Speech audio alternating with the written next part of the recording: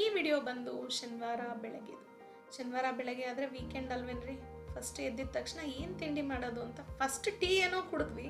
ಕುಡಿದ್ಮೇಲೆ ಏನು ತಿಂಡಿ ಮಾಡೋದು ಅಂತ ಯೋಚನೆ ಮಾಡೋಕ್ಕೆ ಶುರು ಮಾಡಿದ್ರೆ ತಿಂಡಿನ ಲಂಚ ಅಂದ್ಕೊಳ್ಳೋ ಅಷ್ಟರಲ್ಲಿ 10 ಗಂಟೆ ಆಗೇ ಹೋಯಿತು. ಸರಿ, 10 ಗಂಟೆ ಮೇಲೆ ಬ್ರೇಕ್ಫಾಸ್ಟ್ ಮಾಡಿದ್ರೆ ಮತ್ತೆ ಲಂಚ್ ಕೂಡ ಪ್ರಾಬ್ಲಮ್ ಆಗುತ್ತೆ ಅಂತ ಹೇಳಿ ಲಂಚು ಬ್ರೇಕ್ಫಾಸ್ಟು ಎರಡೂ ಸೇರಿಸಿ ಬ್ರಂಚ್ ಮಾಡಿಬಿಡೋಣ ಅಂತ ಬಂದಿದ್ದೀನಿ ಇಲ್ಲಿ.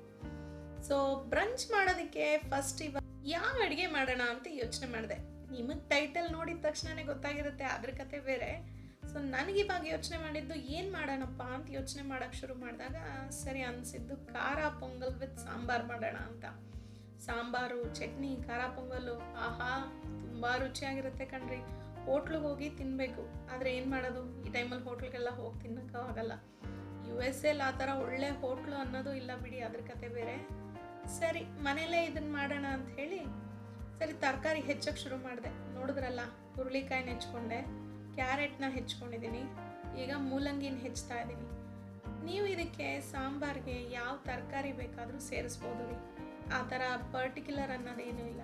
ನಾನು ಇದ್ರ ಜೊತೆಗೆ ಇವನ್ ಬದನೆಕಾಯಿ ಮತ್ತು ದೊಣ್ಣೆ ಮೆಣಸಿನ್ಕಾಯಿ, ಈರುಳ್ಳಿ ಎಲ್ಲನೂ ಸೇರಿಸ್ತಾ ಇದ್ದೀನಿ. ಸೊ ಇವನ್ ನೀವು ಗೆಡ್ಡೆಕೋಸು ಸೇರಿಸ್ಬೋದು, ಸೋರೆಕಾಯಿ ಸೇರಿಸ್ಕೋಬೋದು, ಹಾಗೆ ನಿಮ್ಗೆ ಇಷ್ಟ ಬಂದಿದ್ದ ತರಕಾರಿಗಳು ಏನು ಬೇಕಾದರೂ ಸೇರಿಸ್ಬೋದು. ಆ ಥರ ಏನಿಲ್ಲ. ನಾವು ಮನೇಲಿ ಮಾಡ್ತಾ ಇರೋದ್ರಿಂದ ಇಷ್ಟೆಲ್ಲ ತರಕಾರಿಗಳು ಸೇರಿಸ್ತೀವಿ. ಹೋಟ್ಲಿಗೆ ಹೋದರೆ ಬರೀ ಈರುಳ್ಳಿ ಟೊಮೆಟೊ ಎರಡೇ ಹಾಕಿರ್ತಾರೆ, ತರಕಾರಿ ಬೇಳೆ ಏನೂ ಕಾಣಿಸಲ್ಲ. ಮನೇಲಿ ಮಾಡೋದ್ರಿಂದ ಸ್ವಲ್ಪ ರುಚಿನೂ ಜಾಸ್ತಿ, ಹಾಗೆ ನಮ್ಗೆ ಏನು ಬೇಕೋ ಹಾಗೆ ತರಕಾರಿನೂ ಕೈ ತುಂಬ ಹಾಕ್ಕೊಂಡು ಎಲ್ಲ ಮಾಡ್ತೀವಿ. ಸೊ ಹೀಗೆ ಮಾಡೋಣ ಅಂತ ಹೇಳಿ ಫಸ್ಟ್ ತರಕಾರಿನೆಲ್ಲ ಹೆಚ್ಚಿಟ್ಕೊತಾ ಇದ್ದೀನಿ. ಶನಿವಾರ ನೋಡಿ, ಸೊ ಮನೆಯವರು ಮಕ್ಕಳು ಎಲ್ಲರೂ ಮನೇಲಿದ್ದರು. ಸೊ ಹೊರಗಡೆ ಕೂಡ ಹೋಗೋ ಪ್ಲ್ಯಾನ್ ಇತ್ತು ಈ ದಿನ. ಸೊ ಮುಂದಿನ ವಿಡಿಯೋಲಿ ತೋರಿಸ್ತೀನಿ ಎಲ್ಲಿ ಹೋಗಿದ್ದೆ, ಏನೇನು ತೊಗೊಂಬಂದೆ, ಏನೇನು ಮಾಡಿದ್ವಿ ಅಂತ. ಶನಿವಾರ ಆಗಿರೋದ್ರಿಂದ ಇವಾಗ ನಾನಿಲ್ಲಿ ಬ್ರಂಚ್, ಖಾರ ಪೊಂಗಲ್, ಮತ್ತು ಚಟ್ನಿ, ಸಾಂಬಾರು ಮಾಡ್ಕೊತಾ ಇದ್ದೀನಿ. ಸೊ ಈ ತರಕಾರಿ ಹೆಚ್ಚುತ್ತಾನೆ ಹಿಂದ್ಗಡೆ ನಾನು ಬೇಳೆ ಕೂಡ ಬೇಯಕ್ಕಿಟ್ಟಿದ್ದೆ. ಬೇಳೆ ಬಂದು ನಾನು ಅರ್ಧ ಕಪ್ನಷ್ಟು ತೊಗರಿಬೇಳೆ, 1/4 ಕಪ್ನಷ್ಟು ಹೆಸರುಬೇಳೆ ಎರಡನ್ನೂ ಮಿಕ್ಸ್ ಮಾಡಿ ಬೇಳೆನ ಬೇಯಕ್ಕಿಟ್ಟಿದ್ದೆ. ಏಕೆಂದರೆ ಕೆಲಸ ಈಸಿ ಆಗಬೇಕಲ್ವೇನ್ರಿ. ಏನು ಮಾಡೋದು, ಮಕ್ಕಳು ಮರಿ ಎಲ್ಲ ಮನೇಲಿರ್ತಾರೆ. ಇಂಡಿಯಾ ಕೂಡ ಕಾಲ್ ಮಾಡೋದಿತ್ತು, ತಂದೆ ತಾಯಿ ಹತ್ರ ಕೂಡ ಕಾಲ್ ಮಾಡ್ತಾ ಅಡುಗೆ ಮಾಡ್ಕೊತಾ ಬಂದೆ. ಸೊ ಈ ಥರ ನಾನು ಇವಾಗ ಇಲ್ಲಿ ತರಕಾರಿನ ಸಣ್ಣಗೆ ಹೆಚ್ಕೊಂಡಿದ್ದೀನಿ. ನಿಮ್ಗೆ ಯಾವ ಥರ ಬೇಕೋ ನೀವು ಆ ಥರ ಹೆಚ್ಕೊಳ್ಳಿ. ಬಟ್ ಆದರೆ ಒಂದು ಹೇಳ್ತೀನಿ, ಈ ಥರ ಪೊಂಗಲ್ಲೆಲ್ಲ ಈ ಥರ ಸಣ್ಣಗೆ ಹೆಚ್ಚಿರೋವಂಥ ತರಕಾರಿ ಇದ್ದರೆ ಚೆನ್ನಾಗಿರುತ್ತೆ. ಏಕೆಂದರೆ ಪೊಂಗಲ್ ನೋಡಿ ಅನ್ನ ಅದು. ಸೊ ಹಾಗಾಗಿ ಅದು ತಿನ್ನೋವಾಗ ತರಕಾರಿ ಸಣ್ಣದಾಗಿ ಬಾಯಿ ಒಳಗಡೆ ಹೋದರೆ ರುಚಿಯಾಗಿರುತ್ತೆ. ಸೊ ತರಕಾರಿನ ಹೆಚ್ಕೊಂಡಿದ್ದೀನಿ, ಆ ಕಡೆ ಬೇಳೆ ಕೂಡ ಕೂಗಕ್ಕಿಟ್ಟಿದ್ದೀನಿ. ಸರಿ, ಅಷ್ಟರಲ್ಲಿ ಪೊಂಗಲ್ಗೆ ಹೆಸರು ಬೇಳೆನ ಹುರ್ಕೊಂಬಿಡೋಣ ಅಂತ ಅಂದ್ಕೊಂಡು ಬಂದೆ. ನೀವು ಆ್ಯಕ್ಚುಲಿ ಹುರಿದಿರಾನೂ ಮಾಡ್ಬೋದು, ಬಟ್ ಹುರಿದ್ರೆ ಟೇಸ್ಟ್ ಜಾಸ್ತಿ, ಅಷ್ಟೇ ವ್ಯತ್ಯಾಸ. ಸೊ ನಾನಿಲ್ಲಿ 1 ಕಪ್ಪಷ್ಟು ಹೆಸರುಬೇಳೆನ ತೊಗೊಂಡಿದ್ದೀನಿ. ಇದು ದಪ್ಪ ತಳದ ಬಾಣಲಿ ಇದು. ಸೊ ಹಾಗಾಗಿ ಇದರಲ್ಲಿ ಸಣ್ಣಕ್ಕೆ ಉರಿ ಇಟ್ಕೊಂಡು ಹೆಸರುಬೇಳೆ ಚೆನ್ನಾಗಿ ಹೊಂಬಣ್ಣ ಬರೋವರೆಗೂ ಹುರ್ಕೊತೀನಿ. ಹೊಂಬಣ್ಣ ಬರೋದು ವೆರಿ ಇಂಪಾರ್ಟೆಂಟ್ ಪ್ರೊಸೀಜರ್ ರೀ, ಮರಿಬೇಡಿ. ಸೊ ಹಾಗಾಗಿ ಇದನ್ನು ಸಣ್ಣಗೆ ಹುರ್ಕೊಂಡಾದ್ಮೇಲೆ ಇದಕ್ಕೆ ನಾನು ಆಫ್ ಮಾಡಿ ದಪ್ಪಕ್ಕಿ, ಅಂದರೆ ನಮಗೆ ದೋಸೆ ಅಕ್ಕಿ ಸಿಗುತ್ತೆ ನೋಡಿ, ಅದನ್ನು ನಾನು ಸೇರಿಸ್ಕೊತೀನಿ. ಪೊಂಗಲ್ ಯಾವಾಗಿದ್ರೂ ಅಷ್ಟೇ, ನೀವು ಇಲ್ಲಿ USA ಇರೋರು ಜಾಸ್ಮಿನ್ ರೈಸ್ ಅಂತ ಸಿಗುತ್ತೆ, ಜಾಸ್ಮಿನ್ ರೈಸಲ್ಲಾದರೂ ಮಾಡಿ, ಇಲ್ಲ ಲಾಂಗ್ ಗ್ರೈನ್ ರೈಸ್ ಅಂತ ಸಿಗುತ್ತೆ, ಲಾಂಗ್ ಗ್ರೈನ್ ರೈಸಲ್ಲಿ ಮಾಡಿ. ಇಂಡಿಯಾದಲ್ಲಿರೋರಾದರೆ ನಾನು ಹೇಳ್ತೀನಿ, ದೋಸೆ ಅಕ್ಕಿ ಅಂತ ಸಿಗುತ್ತಲ್ವ, ಆ ಅಕ್ಕಿಲೇ ನಾವು ಈ ಪೊಂಗಲ್ ಮಾಡಬೇಕು, ತುಂಬ ರುಚಿ. ಸೋನಾ ಮಸೂರಿಲೂ ಮಾಡ್ಬೋದು. ಕೆಲವ್ರು ಕೇಳ್ಬೋದು, ಏನು ಸೋನಾ ಮಸೂರಿಲಿ ಮಾಡೋಕ್ಕಾಗಲ್ವಾ ಅಂತ. ಮಾಡ್ಬೋದು, ಆದರೆ ಚೆನ್ನಾಗಿ ಮುದ್ದೆ ಆಗಿ, ಈ ವೆನ್ ಪೊಂಗಲ್ ಅಂತಾರೆ ತಮಿಳ್ನಾಡಲ್ಲಿ. ಸೊ ಆ ಥರ ನಮಗೆ ಚೆನ್ನಾಗಿ ಮುದ್ದೆ ಆಗಿ ಪೊಂಗಲ್ ಬರಬೇಕು ಅಂದರೆ ಸ್ವಲ್ಪ ದಪ್ಪಕ್ಕಿ ಬಳಸಿ ಒಂದು ಸಾರಿ ಮಾಡಿ ನೋಡಿ, ನಿಮಗೆ ಗೊತ್ತಾಗುತ್ತೆ. ಸೊ ಮಾತಾಡ್ತಾ ಹೆಸರುಬೇಳೆ ಏನೋ ಒಂಬಣ್ಣಗೆ ಬಂದಾಯಿತು, ಚೆನ್ನಾಗಿ ಕೈ ಆಡಿಸಿದ್ದೀನಿ. ಇವಾಗ ಇದನ್ನು ಒಲೆನ ಆಫ್ ಮಾಡಿದ್ದೀನಿ, ನಾನು ಆನ್ ಮಾಡಿಲ್ಲ. ಸೊ ಇದು ದಪ್ಪ ತಳ ಪಾತ್ರೆ, ಆಗಲೇ ಹೇಳ್ದಂಗೆ. ಸೊ ನಿಮ್ದೇನಾದರೂ ತೆಳು ಪಾತ್ರೆ ಇದ್ದರೆ ಸ್ವಲ್ಪ ಜಾಗ್ರತೆ ನೋಡ್ಕೊಳ್ಳಿ. ಈಗ ನಾನು ಇದಕ್ಕೆ 2 ಕಪ್ಪಷ್ಟು ದಪ್ಪಕ್ಕಿ, ಅಂದರೆ ಲಾಂಗ್ ಗ್ರೇನ್ ರೈಸ್ನ ಸೇರಿಸ್ತಾ ಇದ್ದೀನಿ. ಸೊ ದೋಸೆ ಅಕ್ಕಿ ಅಂತ ಕೂಡ ಅಂತಾರಲ್ಲ ಅದು, ಆ ಅಕ್ಕಿನ ಸೇರಿಸಿ ಸ್ವಲ್ಪ ಬೆಚ್ಚಗಾಗೋವರೆಗೂ, ಎಲ್ಲಿವರೆಗೂ ಅಂದರೆ ನಾವು ಕೈ ಇಟ್ಟರೆ ನಮ್ಗೆ ಅದು ಬಿಸಿ ತಡಿಬೇಕು, ಅಲ್ಲಿವರೆಗೂ ನಾನು ಒಂಚೂರು ಬಿಸಿ ಮಾಡ್ಕೊತೀನಿ ಅಷ್ಟೇ. ಇದು ಒಲೆ ಆಫ್ ಆಗಿದೆ, ಒಲೆ ಆನಲ್ಲಿಲ್ಲ. ಸೊ ಹಾಗಾಗಿ ನಾನು ಅದನ್ನು ಹಾಗೆ ಆ ಒಂದು ಶಾಖದಲ್ಲೇ ಚೆನ್ನಾಗಿ ಹುರ್ಕೊತೀನಿ. ಸೊ ಇದು ಬಿಸಿ ನಾವು ತಡೆಯೋ ಅಷ್ಟಿದ್ರೆ ಸಾಕು. ನೋಡಿ, ಆರಾಮಾಗಿ ಕೈಯಲ್ಲೇ ಹುರಿತಾ ಇದ್ದೀನಿ. ಸೊ ಇವಾಗ ಅದು ಆರಿದೆ. ಸೊ ಇವಾಗ ನಾನು ಇದನ್ನು ಒಂದು ಪಾತ್ರೆಗೆ ತಗೊಳ್ತಾ ಇದ್ದೀನಿ. ಏನು ಮಾಡಬೇಕು ಅಂದರೆ, ಇವಾಗ ಇದನ್ನು ಒಂದು 2 ಸಾರಿ ತೊಳಿಬೇಕು. ನಾವು ಹೇಗೆ ಅನ್ನಕ್ಕೆಲ್ಲ ತೊಳಿತೀವೋ ಆ ಥರ 2 ಸಾರಿ ತೊಳೆದು ನೀರನ್ನೆಲ್ಲ ಬಗ್ಗಿಸಿ ಒಳ್ಳೆ ನೀರಲ್ಲಿ ನೆನೆ ಇಡಬೇಕು. ನೆನೆ ಇಡೋದು ಎಷ್ಟೊತ್ತು? ಒಂದು 5-10 ನಿಮಿಷ. ಅದ್ರಷ್ಟೊಳಗಡೆ ನಾವು ಸಾಂಬಾರು ಮಾಡಿಬಿಡೋಣ. ಯಾಕೆಂದರೆ ಈ ಅಕ್ಕಿನೂ ಒಂದು ಸ್ವಲ್ಪ ನೆಂದಷ್ಟು ರುಚಿ ಜಾಸ್ತಿ, ಪೊಂಗಲ್ ಕೂಡ ಚೆನ್ನಾಗಿ ಮುದ್ದೆ ಆಗಿ ಬರುತ್ತೆ. ಅದಕ್ಕೋಸ್ಕರ ಸೊ ಸಾಂಬಾರು ಮಾಡೋದಕ್ಕೆ ಹೋಗ್ಬಿಡೋಣ. ಇದನ್ನು ನೆನೆ ಇಟ್ಬಿಟ್ಟು ಬನ್ನಿ. ಹಾಗಿದ್ರೆ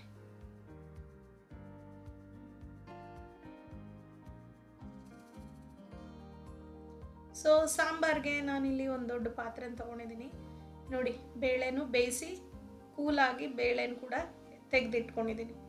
ಸೊ ಇವಾಗ ಈ ಪಾತ್ರೆಗೆ ನಾನು ಕೊಬ್ಬರಿ ಎಣ್ಣೆನ ಹಾಕ್ಕೊತಾ ಇದ್ದೀನಿ. ನಿಮ್ಮ ಇಷ್ಟ ರೀ, ನೀವು ಯಾವ ಎಣ್ಣೆನಾದರೂ ಹಾಕ್ಕೊಳ್ಳಿ. ಕೊಬ್ಬರಿ ಎಣ್ಣೆನೇ ಹಾಕ್ಕೋಬೇಕು ಅನ್ನೋದು ಏನಿಲ್ಲ.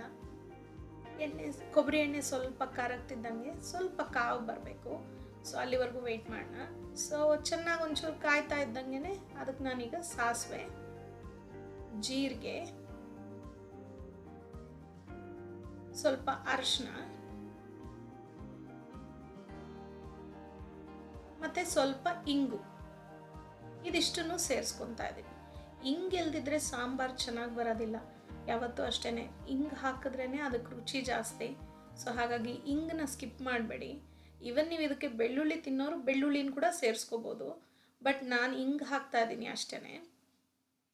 ಸೊ ಚೆನ್ನಾಗಿ ಸ್ವಲ್ಪ ಸಾಸಿವೆ ಜೀರಿಗೆ ಎಲ್ಲ ಚೆನ್ನಾಗಿ ಸಿಡಿದ ಮೇಲೆ ಈಗ ಈರುಳ್ಳಿನೂ ದಪ್ಪ ಮೆಣಸಿನ್ಕಾಯಿನ ಹಾಕ್ಕೊಳ್ಳೋಣ.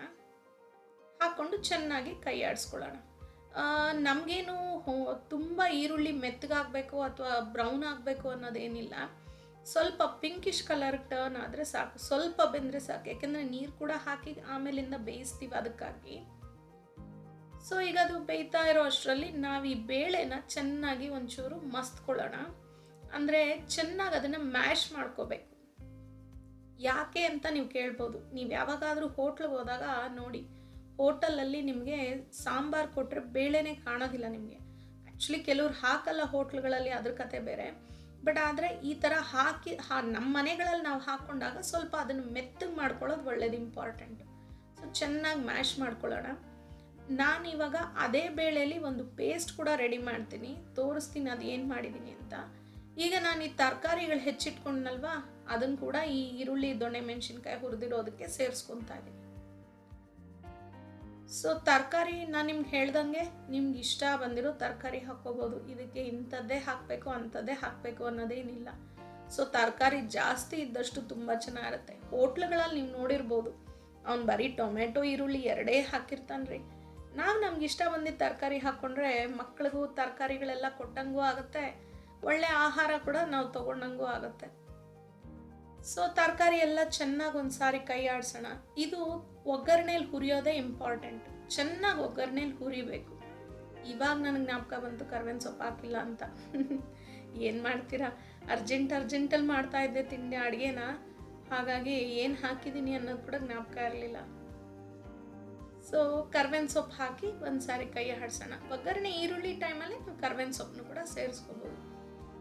ಇದೇ ರೀ ಮ್ಯಾಜಿಕಲ್ ಇಂಗ್ರೀಡಿಯೆಂಟ್, MTR ಅವ್ರದ್ದು ಸಾಂಬಾರ್ ಪೌಡರ್. ಇದು ಬಂದು ಎಕ್ಸ್ಟ್ರಾ ಹಾಟ್ ಅಂತ, ಸ್ವಲ್ಪ ಖಾರ ಜಾಸ್ತಿ ಇರುತ್ತೆ, ಸ್ವಲ್ಪ ನೋಡ್ಕೊಂಡು ಹಾಕ್ಕೊಂಡ್ರೆ ಸಾಕು. ಸೊ ತರಕಾರಿ ಒಗ್ಗರಣೆಯಲ್ಲಿ ಬೇಯೋ ಅಷ್ಟರಲ್ಲಿ ಬನ್ನಿ ಒಂದು ಪೇಸ್ಟ್ ರೆಡಿ ಮಾಡ್ಕೊಳ್ಳೋಣ. ಈಗ ಬೆಂದು ಮ್ಯಾಶ್ ಮಾಡ್ಕೊಂಡಿರೋ ಅಂಥ ಬೇಳೆಗೆ ನಾನು ಈ MTR ಸಾಂಬಾರ್ ಪೌಡರ್ನ ಸೇರಿಸ್ಕೊತಾ ಇದ್ದೀನಿ. ಇದು ನಾನು ನಿಮ್ಗೆ ಆಗಲೇ ಹೇಳ್ದಂಗೆ ನಿಮ್ಮ ಖಾರದ ಅಪೇಕ್ಷೆ ಮೇಲೆ ನೀವು ಸೇರಿಸ್ಕೊಳ್ಳಿ. ನಾನಿಲ್ಲಿ ಆಲ್ಮೋಸ್ಟ್ 2 to 3 ಸ್ಪೂನ್ಸ್ ಅಷ್ಟು ನಾನು ಪುಡಿನ ಹಾಕ್ಕೊಂಡಿದ್ದೀನಿ. ಜೊತೆಗೆ 2 ಚಿಕ್ಕ ಹಚ್ಚಿನ ಬೆಲ್ಲನ ಕೂಡ ಸೇರಿಸ್ಕೊತಾ ಇದ್ದೀನಿ. ಹಾಗೆ ರುಚಿಗೆ ತಕ್ಕಷ್ಟು ಉಪ್ಪನ್ನು ಕೂಡ ಇದಕ್ಕೆ ನಾನು ಸೇರಿಸ್ಕೊತೀನಿ. ನಾನಿಲ್ಲಿ ಕಲ್ಲುಪ್ಪನ್ನ ಬಳಸ್ತಾ ಇದ್ದೀನಿ. ಸೊ ನಿಮ್ಮ ಮನೆಗಳಲ್ಲಿ ನೀವು ಯಾವ ಉಪ್ಪು ಬಳಸ್ತೀರೋ ಅದನ್ನು ನೋಡ್ಕೊಂಡು ಬಳಸ್ಕೊಳ್ಳಿ. ಸೊ ಒಂದು ಸಾರಿ ಕಲಿಸ್ಕೊಂಡ್ರೆ ಈ ಮ್ಯಾಜಿಕಲ್ ಪೇಸ್ಟ್ ರೆಡಿ ಆಯಿತು. ಇದೇ ಈ ಸಾಂಬಾರಿನ ಮೇನ್ ಟೇಸ್ಟ್ ಮೇಕರ್. ಸೊ ತರಕಾರಿನ ಒಂದು ಸಾರಿ ಕೈ ಆಡಿಸೋಣ, ತಳ ಅಂಟಬಾರ್ದಲ್ವಾ, ಅದಕ್ಕೋಸ್ಕರ. ಸೊ ಈಗ ನಾನು ಒಂಚೂರು ಒಂದೂವರೆ ಕಪ್ ಅಷ್ಟು ನೀರು ಸೇರಿಸ್ಕೊತಾ ಇದ್ದೀನಿ. ಸೊ ತರಕಾರಿ ಸ್ವಲ್ಪ ಮೆತ್ತಗೆ ಬೇಯಲಿ ಅಂತ. ಸೊ ಪೇಸ್ಟ್ಗೆ ಏನು ಹಾಕೋದು ಮರ್ತೋಗಿದ್ದೆ ಅಂದರೆ ಹುಣಸೆ ರಸ, ಇದನ್ನು ಹಾಕೋದು ಮರಿಬೇಡಿ. ನೀವೇನಾದರೂ ನಾಟಿ ಟೊಮೆಟೊ ಹಾಕ್ತಾ ಇದ್ರೆ ಹುಣಸೆ ರಸನ ನೋಡಿಕೊಂಡು ಬಳಸ್ಕೊಳ್ಳಿ. ನಾನಿಲ್ಲಿ ಫಾರಮ್ ಟೊಮೆಟೊ ಬಳಸ್ತೀನಿ, ಹಾಗಾಗಿ ನಾನು ಸ್ವಲ್ಪ ಜಾಸ್ತಿನೇ ಹಾಕ್ಕೊಂಡಿದ್ದೀನಿ. ನಮಗೆ ಹುಳಿ ಅಂಶ ಎಷ್ಟು ಬೇಕು ಅಂದ್ಕೊಂಡ್ರೆ ಅಷ್ಟು ಹಾಕೋಬೋದು. ಉಪ್ಪು, ಹುಳಿ, ಖಾರ ಇವೆಲ್ಲ ನಮ್ಮ ಟೇಸ್ಟ್ ಬಗ್ಗೆ ತಕ್ಕನಂಗೆ ಇದ್ರೆ ಚೆನ್ನಾಗಿರುತ್ತೆ ಕಣ್ರಿ. ಸೊ ಆ ಹುಣಸೆ ರಸನ ಕೂಡ ಹಾಕಿ ಕಲಸಿ ಎತ್ತಿಟ್ಕೊತಾ ಇದ್ದೀನಿ. ಸೊ ಈಗ ಪೇಸ್ಟ್ ಏನೋ ರೆಡಿ ಇದೆ, ತರಕಾರಿ ಬೇಯೋದೊಂದೇ ಕಮ್ಮಿ. ಸೊ ಮಧ್ಯದಲ್ಲಿ ನಾನು ಇವನ್ ಬದನೆಕಾಯಿನೂ ಕೂಡ ಸೇರಿಸಿ ಬೇಯಿಸ್ತಾ ಇದ್ದೀನಿ. ಬದನೆಕಾಯಿ 1-2 ನಿಮಿಷದಲ್ಲಿ ಬೆಂದೋಗುತ್ತೆ. ಅದರಲ್ಲೂ ಇಲ್ಲಿ ಸಿಕ್ಕೋ ಬದನೆಕಾಯಿ ಅಂತೂ ಬೇಗ ಬೇಯುತ್ತೆ. ಇಲ್ಲಿ ಸಿಕ್ಕೋ ಬದನೆಕಾಯಲ್ಲಿ ಒಂದಿನ ವಾಂಗಿಬಾತ್ ಮಾಡಿ ತೋರಿಸ್ತೀನಿ ನೋಡಿ, ಬೇಗ ನುಣ್ಣಗಾಗೋಗುತ್ತೆ ಕಣ್ರಿ. ಸೊ ಇವಾಗ ಆ ಹುರಿದಿರೋ ಅಂಥ ತರಕಾರಿಗೆ, ಬೆಂದಿರೋ ಅಂಥ ತರಕಾರಿಗೆ ಇವಾಗ ನಾನು ಈ ಮಾಡಿರೋ ಅಂಥ ಪೇಸ್ಟನ್ನ ಸೇರಿಸ್ಕೊತಾ ಇದ್ದೀನಿ. ಹಾಗೇನೆ ಯಾವ ಪ್ರಮಾಣದಲ್ಲಿ ನಿಮಗೆ ನೀರು ಬೇಕು, ಈ ಸಾಂಬಾರು ತುಂಬ ಗಟ್ಟಿ ಆದರೆ ನಿಮ್ಗೆ ಇಷ್ಟನಾ ಇಲ್ಲ ಸ್ವಲ್ಪ ನೀರಾಗಿದ್ದರೆ ಇಷ್ಟನಾ, ಇದ್ರ ಮೇಲೆ ನೋಡಿಕೊಂಡು ನೀರನ್ನ ಸೇರಿಸ್ಕೊಳ್ಳಿ. ಮತ್ತು ನಾನೀಗ ಹೆಚ್ಚಿಟ್ಟಿರುವಂಥ ಫಾರಮ್ ಟೊಮೆಟೊ, ಇದು ರೋಮನ್ ಟೊಮೆಟೊ ಅಂತಾರೆ ಇಲ್ಲಿ. ಸೊ ರೋಮನ್ ಟೊಮೆಟೊನ ಸೇರಿಸ್ತಾ ಇದ್ದೀನಿ. ಸೊ ಈಗ ಇದನ್ನು ಒಂದ್ಸಾರಿ ಚೆನ್ನಾಗಿ ಕಲಿಸ್ಕೊಳ್ಳೋಣ. ಚೆನ್ನಾಗಿ ಕಲ್ತ ಮೇಲೆ ಇದಕ್ಕೆ ನಾನು ಕೊತ್ತಂಬರಿ ಸೊಪ್ಪನ್ನು ಕೂಡ ಕಟ್ ಮಾಡಿ ಹಾಕ್ತಾ ಇದ್ದೀನಿ. ನೋಡಿ, ನೀರಿನ ಅಂಶ ಕೂಡ ನಮ್ಗೆ ಯಾವ ಲೆವೆಲ್ಗೆ ಬೇಕೋ ಆ ಲೆವೆಲಲ್ಲೇ ಹಾಕೋಬೇಕು. ನಮ್ಗೆ ಸ್ವಲ್ಪ ಗಟ್ಟಿ ಸಾಂಬಾರು ಇಷ್ಟ ಅಂತಂದರೆ ಸ್ವಲ್ಪ ನೀರು ಕಮ್ಮಿ ಮಾಡಿದ್ರೆ ನಿಮಗೆ ಗಟ್ಟಿ ಸಾಂಬಾರು ಬರುತ್ತೆ. ಸ್ವಲ್ಪ ನೀರು ಜಾಸ್ತಿ ಇಟ್ಕೊಂಡ್ರೆ ನಿಮಗೆ ಇಡ್ಲಿಗಾಗಲಿ ಅಥವಾ ಪೊಂಗಲ್ಗಾಗಲಿ ಇಲ್ಲಾಂದರೆ ಮಸಾಲೆ ದೋಸೆಗಾಗಲಿ ಸೈಡ್ಗೆ ಕೊಡ್ತಾರಲ್ಲ ಸಾಂಬಾರು, ಆ ಥರ ಬರುತ್ತೆ. ಸೊ ಕೊತ್ತಂಬರಿ ಸೊಪ್ಪನ್ನು ಕೂಡ ನಾನು ಸಣ್ಣಗೆ ಕಟ್ ಮಾಡಿ ಸೇರಿಸ್ತಾ ಇದ್ದೀನಿ. ನಾನು ಸಣ್ಣ ಕಡ್ಡಿ ಕೂಡ ಬಿಡಲ್ಲ ರೀ, ನೋಡಿ ಹೆಂಗೆ ಹೆಚ್ಚಾಕಿದ್ದೀನಿ ಅಂತ. ಸೊ ಕೊತ್ತಂಬರಿ ಸೊಪ್ಪು ಕೂಡ ಹಾಕಾದ್ಮೇಲೆ ಒಂದ್ಸಾರಿ ಕೈ ಆಡಿಸೋಣ, ಏಕೆಂದರೆ ಅದು ಚೆನ್ನಾಗಿ ಎಲ್ಲ ಕಡೆ ಕಲ್ತ್ಕೋಬೇಕು. ಆಲ್ರೆಡಿ ಕುದಿ ಬರೋಕ್ಕೆ ರೆಡಿ ಆಗಿದೆ ಸಾಂಬಾರು. ಸೊ ಒಂದ್ಸಾರಿ ಚೆನ್ನಾಗಿ ಒಳ್ಳೆ ಒಂದು ಕುದಿ ಬಂದರೆ ಸಾಕು. ಇದು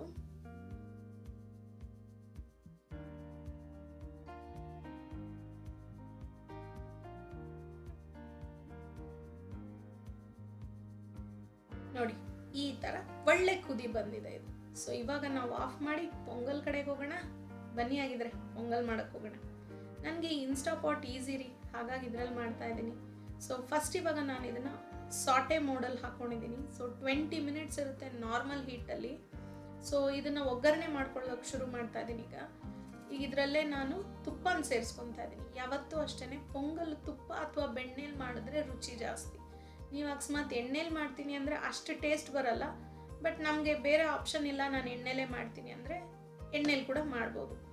ಸೊ ತುಪ್ಪ ಹಾಕಾದ್ಮೇಲೆ ನಾನು ಸಾಸಿವೆನ ಸೇರಿಸ್ಕೊತಾ ಇದ್ದೀನಿ. ಚೆನ್ನಾಗಿ ತುಪ್ಪ ಕಾಯಬೇಕು. ಕಾದ್ಮೇಲೆ ಸಾಸಿವೆ, ಜೀರಿಗೆ,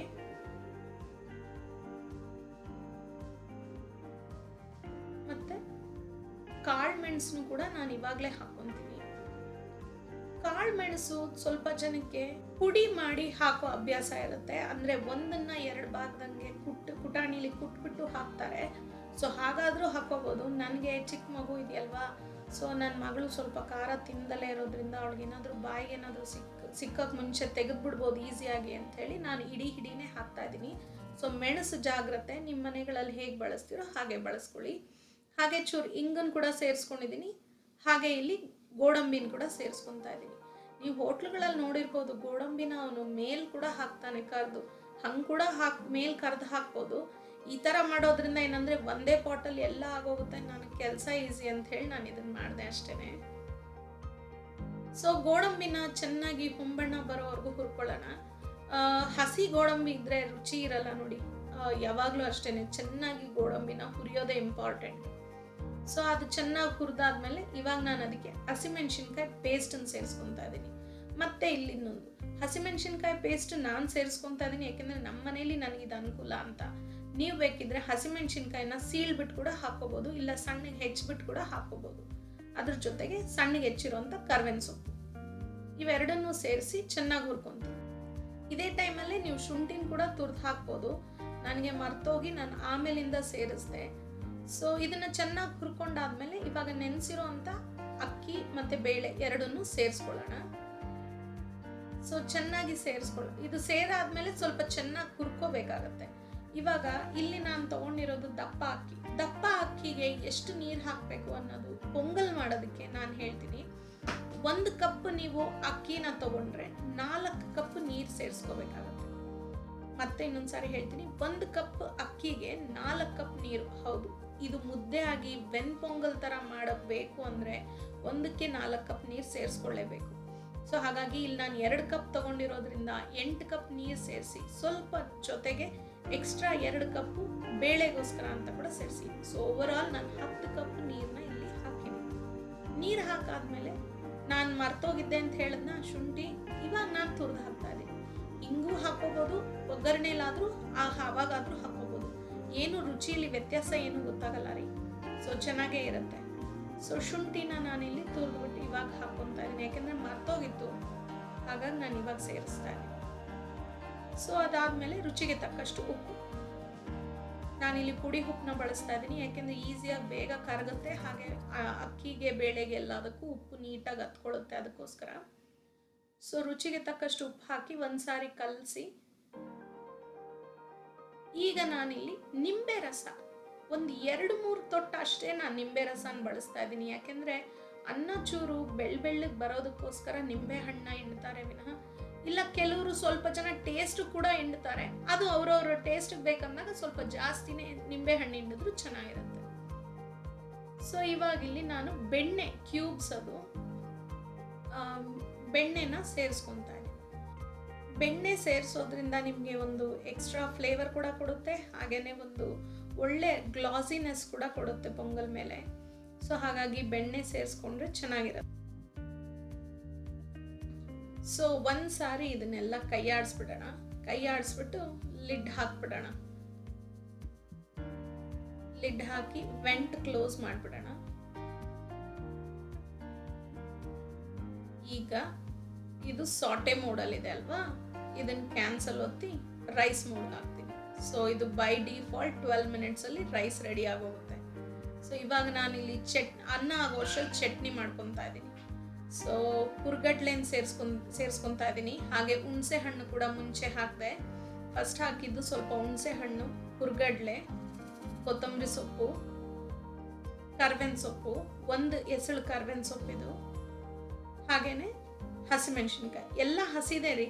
ಸ್ವಲ್ಪ ಜನ ಇದನ್ನ ಹುರಿದ್ಬಿಟ್ಟು ಕೂಡ ಚಟ್ನಿ ಮಾಡ್ತಾರೆ, ಹಾಗೂ ಮಾಡ್ಬೋದು ಹೀಗೂ ಮಾಡ್ಬೋದು, ಅವ್ರವ್ರ ರುಚಿಗೆ ತಕ್ಕಂತೆ, ಅಥವಾ ಅವ್ರ ಮನೇಲಿ ಹೇಗೆ ಕಾಯಿ ಚಟ್ನಿ ಮಾಡ್ತಾರೋ ಆ ಥರ. ಬಟ್ ನಮ್ಮ ಮನೇಲಿ ಈ ಥರ ಮಾಡ್ತೀವಿ.